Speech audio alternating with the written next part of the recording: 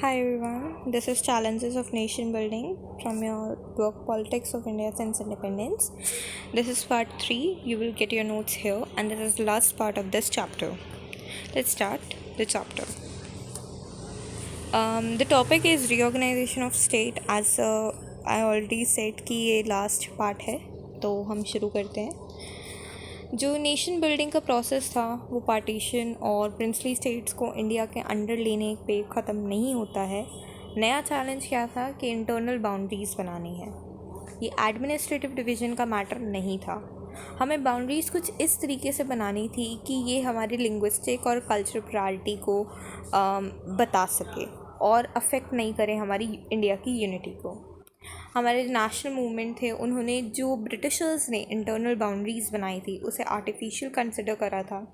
Nagpur session जो था कांग्रेस का 1920 में एक प्रिंसिपल रिकॉग्नाइज की गई थी जहाँ पर इंडियन नेशनल कांग्रेस का रीऑर्गेनाइजेशन होगा. बहुत से प्रोविंशियल कांग्रेस कमिटीज़ जो हैं वो क्रिएट की गई थी लिंग्विस्टिक जोन्स के द्वारा, जो कि administrative division of British India को फॉलो नहीं किया करती थी. इंडिपेंडेंस के बाद, पार्टीशन के बाद बहुत से चेंजेस आने शुरू हो गए. कैसे चेंजेस थे? हमारे लीडर्स ने सोचा कि अगर हम लैंग्वेज के बेसिस पे स्टेट्स को बनाएंगे तो कहीं हमारे डिसइंटीग्रेशन दोबारा ना हो जाए, कहीं यहाँ पे डिस्ट्रक्शन ना हो जाए. तो ऐसा माना गया कि जो सेंट्रल लीडरशिप थी उन्होंने ऐसा दिखाया कि हमने इस मैटर को पोस्टपोन कर दिया है. जो अटेंशन थी वो कहाँ पर चली गई? वो हमारी कंट्री के ऊपर चली गई, क्योंकि कंट्री ने उस टाइम पे बहुत से सोशल और इकोनॉमिक चैलेंजेस को फेस किया था. ठीक है. जो डिवीज़न थी हमारे नेशनल लीडरशिप की, वो लोकल लीडर्स के द्वारा, इवन पीपल्स के द्वारा चैलेंज की गई थी. पहला प्रोटेस्ट हमारा तेलुगु स्पीकिंग एरिया में हुआ था, जो कि इंक्लूड करता है आज का तमिलनाडु, आंध्र प्रदेश, केरला एंड कर्नाटका. विशाल आंध्रा मूवमेंट हमारा इंडिया का पहला मूवमेंट था, ये सेपरेट आंध्रा के लिए. उन्होंने कहा कि हमें मद्रास प्रोविंस से सेपरेट होना है, हमें एक तेलुगु स्पीकिंग एरिया बनाना है खुद का. तो उन्होंने आंध्र प्रदेश की डिमांड करी थी और ऑलमोस्ट सारे जो पॉलिटिकल फोर्सेस थे आंध्र रीजन के, वो इसके फेवर में थे. हमारे पोट्टी श्रीरामुलु ये कांग्रेस लीडर थे और वेटरन गांधीयन थे.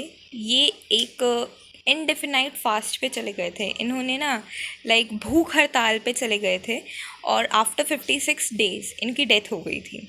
तो बहुत वायलेंस था वहाँ पे आंध्रा के रीजन में. लोग सड़कों पे उतर गए थे, लोगों की जान जा रही थी, लोग इंजर हो रहे थे. तो प्राइम मिनिस्टर ने फाइनली फॉर्म किया हमारा आंध्र स्टेट दिसंबर 1952 में. उसके बाद 1953 में स्टेट रीऑर्गेनाइजेशन कमीशन जो है वो अपॉइंट की जाती है. कमीशन जो थी उसकी रिपोर्ट में क्या था कि स्टेट्स ना ऐसी बननी चाहिए कि वो उसके कल्चर प्रायोरिटी को दिखा सके, उसके लैंग्वेज को दिखा सके. ठीक है. तो ऐसे बेसिस पे रिपोर्ट बननी चाहिए. तो इस बेसिस पे उनकी रिपोर्ट निकली और स्टेट रीऑर्गेनाइजेशन एक्ट जो था वो पास हुआ 1956 में, जिसने 14 स्टेट्स और 6 यूनियन टेरिटरीज को बनाया. One of the most important concern वो ये था कि अब आंध्रा स्टेट का निर्माण हुआ तो दूसरी स्टेट्स भी डिमांड करने लगी कि हमारे लिए भी एक सेपरेट स्टेट बननी चाहिए. ठीक है.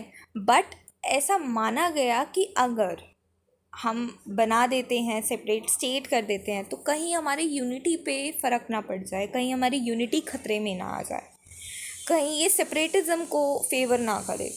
ठीक है.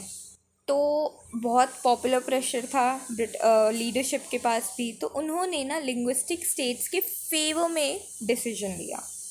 उन्होंने क्या कहा? उन्होंने कहा कि बना देते हैं और हो सकता है कि ये सेपरेटिज़म को रिड्यूस कर सके, डिवीज़न के थ्रेट को रिड्यूस कर सके.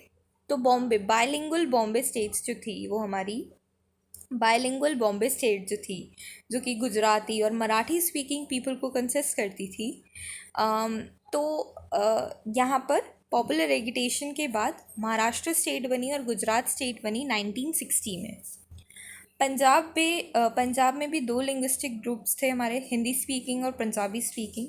पंजाबी स्पीकिंग पीपल ने एक सेपरेट स्टेट की डिमांड करी, बट उन्हें 1956 में जब हमारी स्टेट रीऑर्गेनाइजेशन कमीशन जो थी, उन्होंने 14 स्टेट्स और 6 यूनियन टेरिटरी का निर्माण किया था, तब उन्हें ये चीज़ ग्रांट नहीं की गई थी। बट पंजाब को स्टेटहुड 10 साल बाद मिली थी, यानी कि 1966 में मिली थी।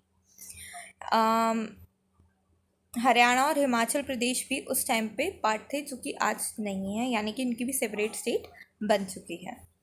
अनदर मेजर रीऑर्गेनाइजेशन जो था वो हमारा नॉर्थ ईस्ट में हुआ था 1972 में। मेघालय जो था वो 1972 में असम से निकला था। मणिपुर और त्रिपुरा जो था वो भी सेपरेट स्टेट बने थे उसी ईयर में, 1972 में।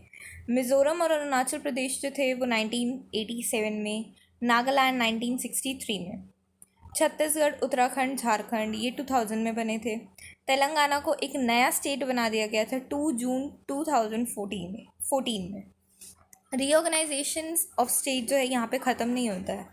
बहुत से डिमांड्स होती हैं सेपरेट और स्मॉल स्टेट्स की भी, बहुत से मूवमेंट होते हैं, जैसे कि विदर्भा महाराष्ट्र में, Harit Pradesh western region of Uttar Pradesh और northern region of West Bengal. ये जो इलाके हैं ये डिमांड करते हैं स्मॉलर स्टेट्स की, ये डिमांड करते हैं एक नए स्टेट की, एक नए सेपरेट स्टेट की।